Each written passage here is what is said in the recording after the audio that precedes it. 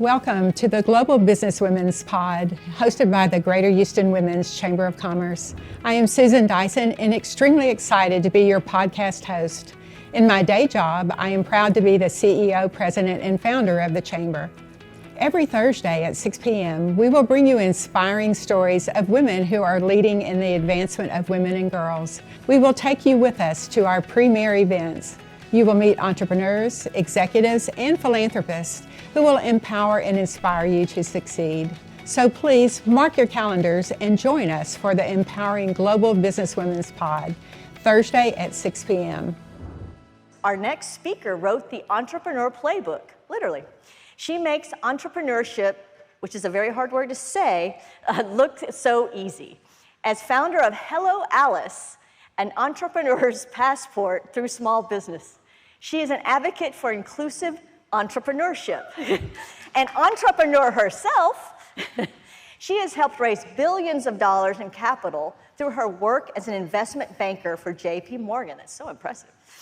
And as the founder of Cake Communications, an interactive marketing agency serving companies around the world. She has served as a board member for Texas A&M Mays College of Business, a United Nations Global Accelerator delegate, and a TEDx speaker. She has received numerous honors, including American Express Micro to Millions Award and Sam Walton Emerging Entrepreneur. Fast Company named Hello Alice, Alice's Accelerator Circular Board, the fastest growing accelerator for women and minorities. That is wonderful. Carolyn resides in Houston with her husband and two beautiful children. And Carolyn shares an obsession that many of us have, cookies. I know it's mine. Please welcome the amazing Carolyn Rodz. Thank you. Thank you so much. Thank you, everybody. Every time I hear these intros, I sit here and listen to this stuff, and I'm like, I don't feel like all of that stuff. Like, how has all of that happened in my life? Because the reality is, when I look back to where I started, I had no idea what I was doing. I still have no idea what I'm doing most days. So it's always fun to see these bios. Okay, how do I get this thing going here? Oh, it's working. Okay, I can't see what I'm looking at, so this is going to be really interesting. I'm going to have to peek out and see what my slides say here. All right, so today I'm going to talk to you about what it really takes to change the world. Raise your hands if you'd like to have an impact on this world that we live in. Whether it's really big, you make a change for a single person, or you make the change for a whole bunch of people.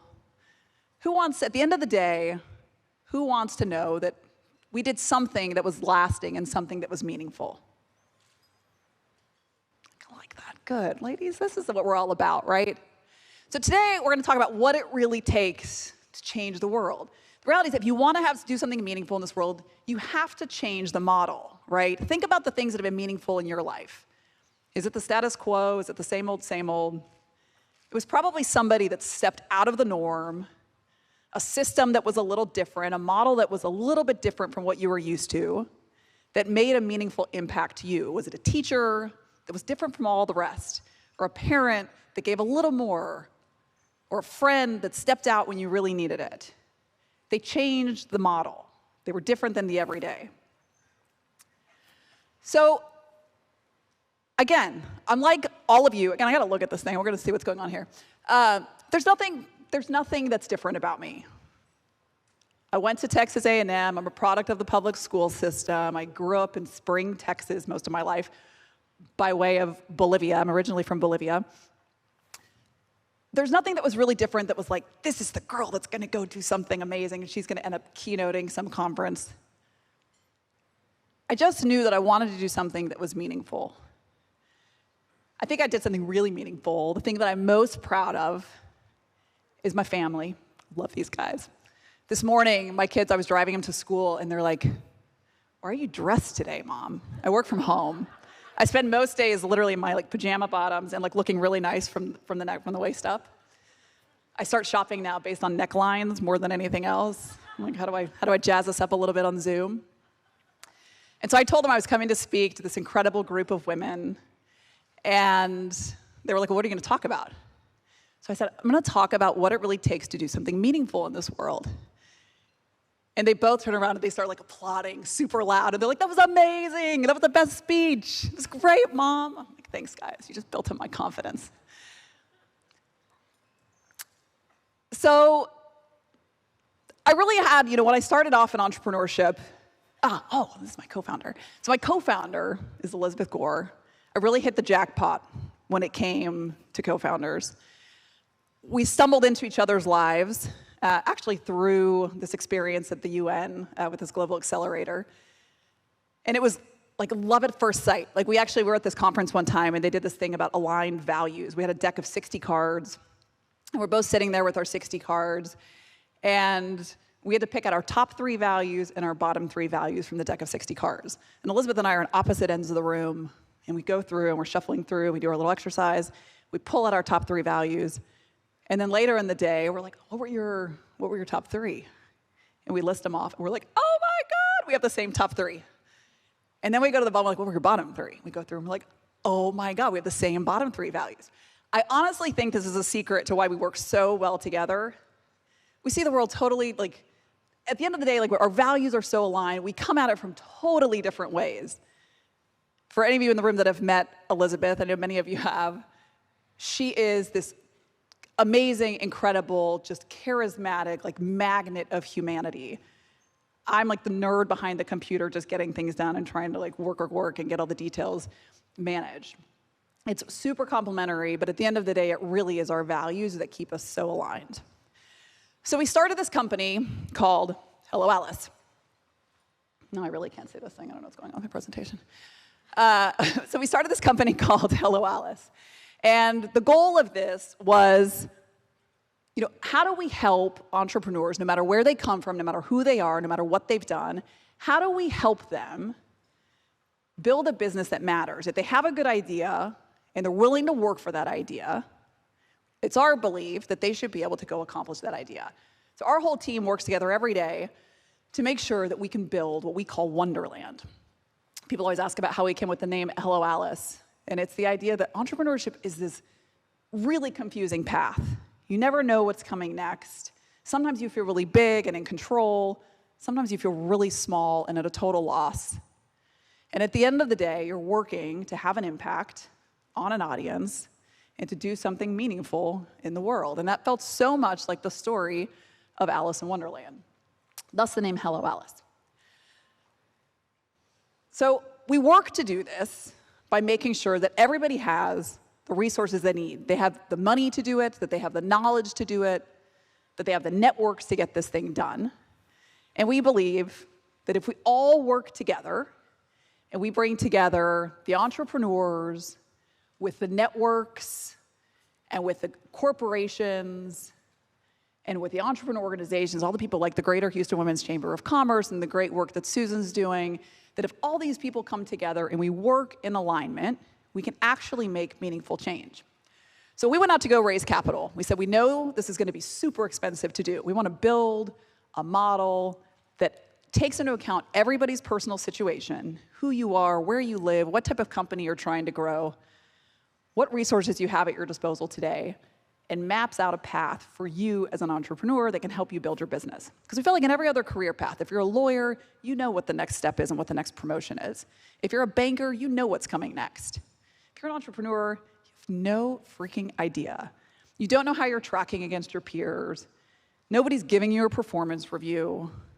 You're a little bit at a loss. And so we said, if we can map out this path and we can help piece all this together for people, what a great tool for people to go build their businesses. And then we can pull in all the resources at every step of the way, no matter where they are. We can help them find the right funding. We can help them pick the right network. We can help them make the purchases that are going to move them forward. And then we can learn from all of these people that are doing this, how do we use that information to say, based on everybody that we know that's like you, the ones that succeeded made these decisions. And the ones that failed made these decisions, so they're probably not right for you. And that was the idea that together, if we unified all of this, we could really, little by little, start to chip away at this model. So we went out to raise money, and everyone said, that is so sweet. That's so cool. You should be a great nonprofit. And we said, no.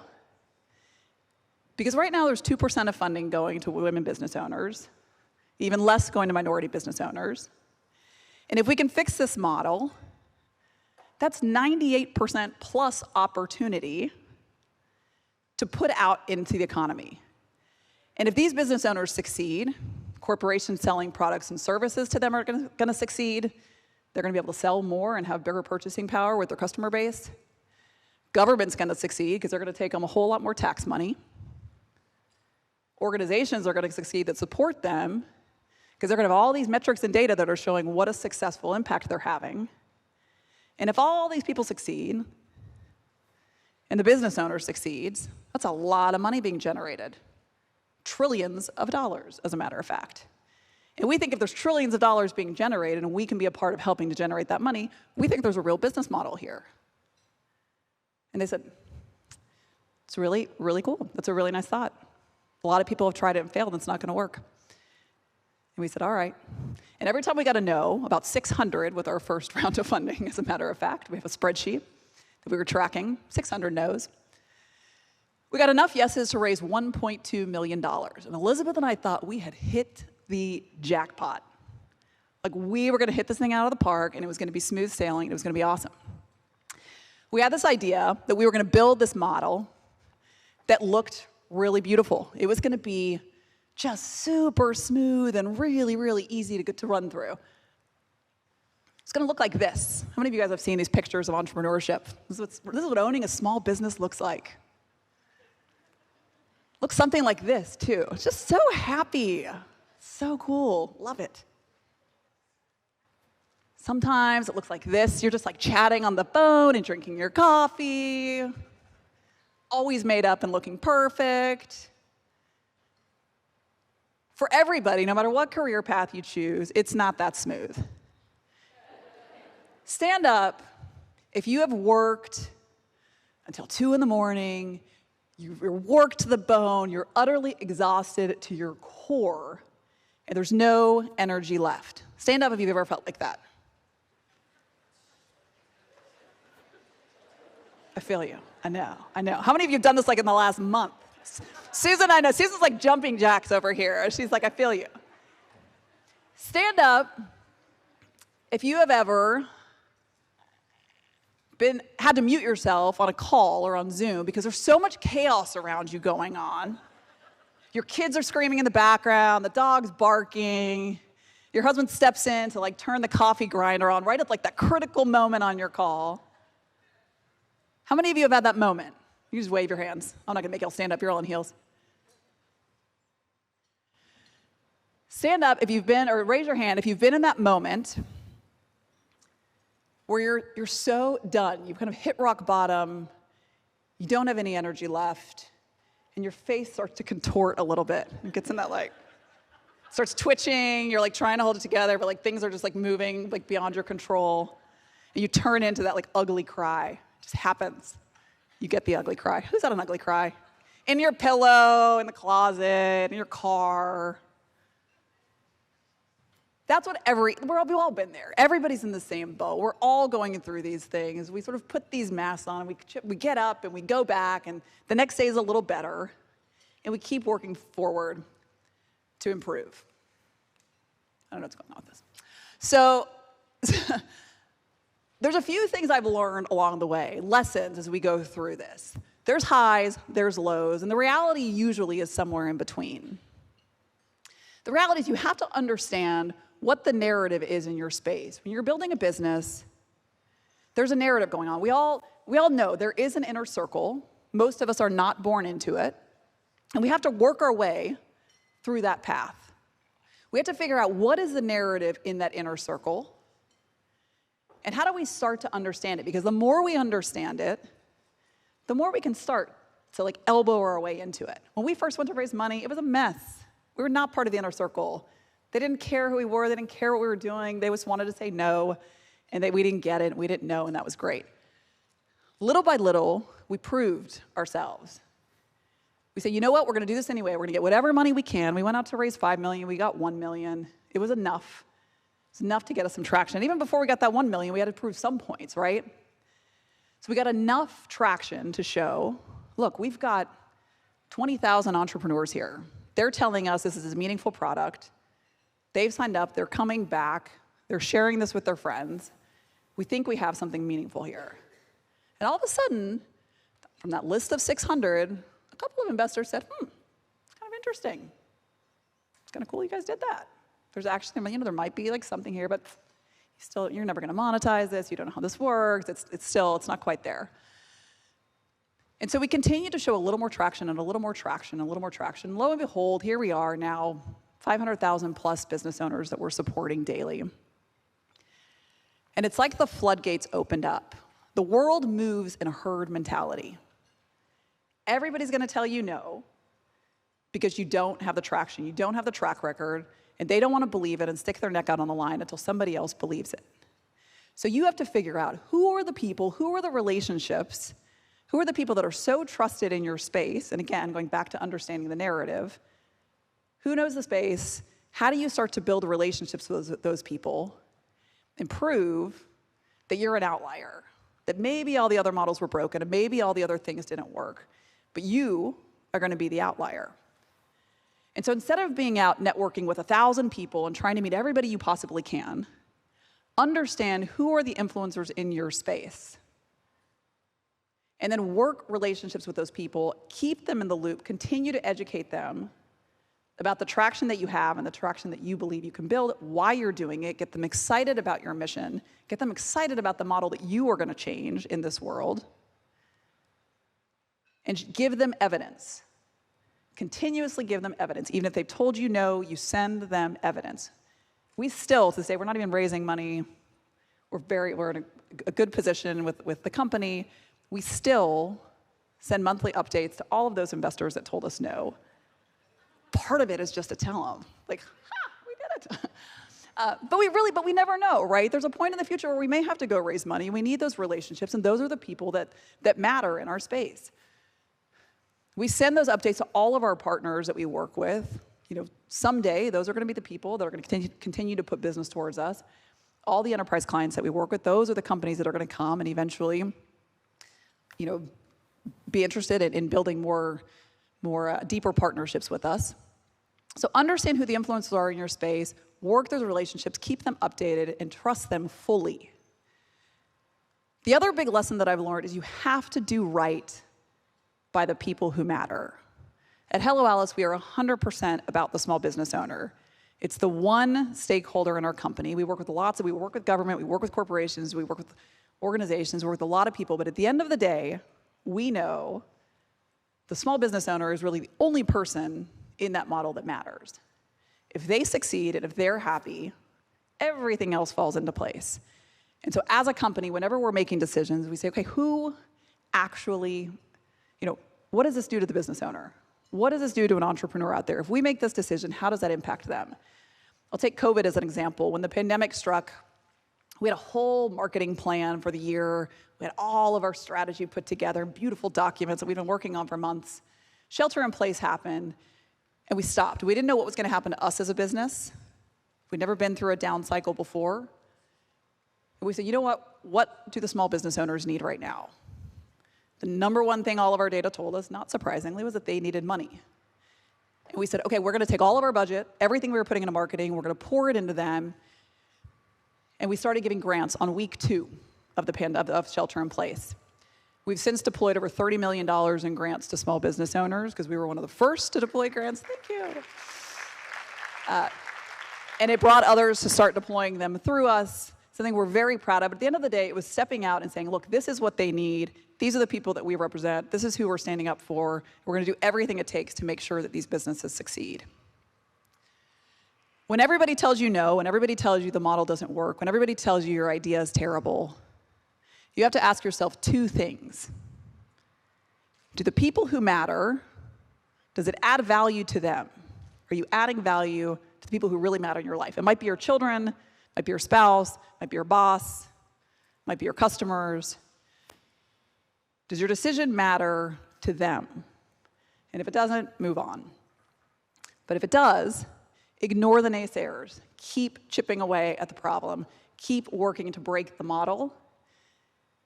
Because you're going to hit highs and you're going to hit lows when you're breaking the model and when you're doing things differently. but you're never going to change the world unless you break the model. Thank you very much. Appreciate everybody.